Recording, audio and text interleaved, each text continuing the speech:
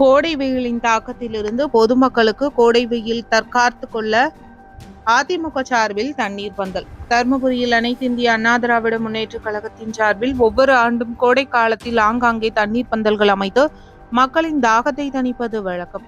அதன்படி தற்போது எந்த ஆண்டும் இல்லாத வகையில் கோடை வெயிலின் தாக்கம் மிகவும் கடுமையாக இருப்பதால் இந்த கடும் வெயிலின் தாக்கத்திலிருந்து மக்களை காக்கும் பொருட்டு இன்று தர்மபுரி நகர பேருந்து நிலையத்தில் தண்ணீர் பந்தல் திறக்கப்பட்டது.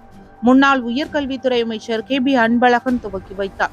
இங்கு தண்ணீர் பந்தலில் மோர், நீர், தர்பூசணி, இளநீர், நுங்கு, அன்னாச்சி பழம், வெள்ளரிக்காய் உட்பட எலுமிச்சை சாறு என தாகம் தணிக்கும் அனைத்து வகை பழங்களும் பொதுமக்களுக்கு வழங்கப்பட்டது.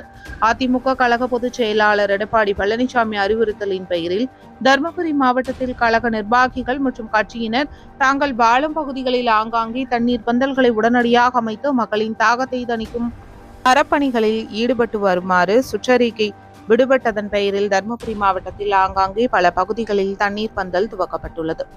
பொதுமக்களின் தாகத்தை தணிப்பதற்காக தர்மபுரி மாவட்டத்தில் நகராட்சி, பேரூராட்சி மற்றும் ஊராட்சி ஒன்றியங்களில் உள்ள முக்கிய ஊர்களில் மக்கள் அதிகமாக கூடும் இடங்களில் அமைக்கப்படும் பணிகள் நடைபெற்று வருகிறது. தண்ணீர் பந்தல்களை கழக நிர்வாகிகள் காலையில் ஒரு முறையும் பிற்பகல் ஒரு முறையும் நேரில் சென்று பார்வையிட்டு சுகாதாரமான முறையில் செயல்படுவதற்கு ஏற்ற திட்டத்தோடு இந்த பணிகள் நடைமுறைப்படுத்த வேண்டுகோள் விடப்பட்டுள்ளது. இந்த நிகழ்ச்சியில் நகராட்சி கவுன்சிலர்கள், கட்சி நிர்வாகிகள் என பலரும் கலந்து கொண்டனர்.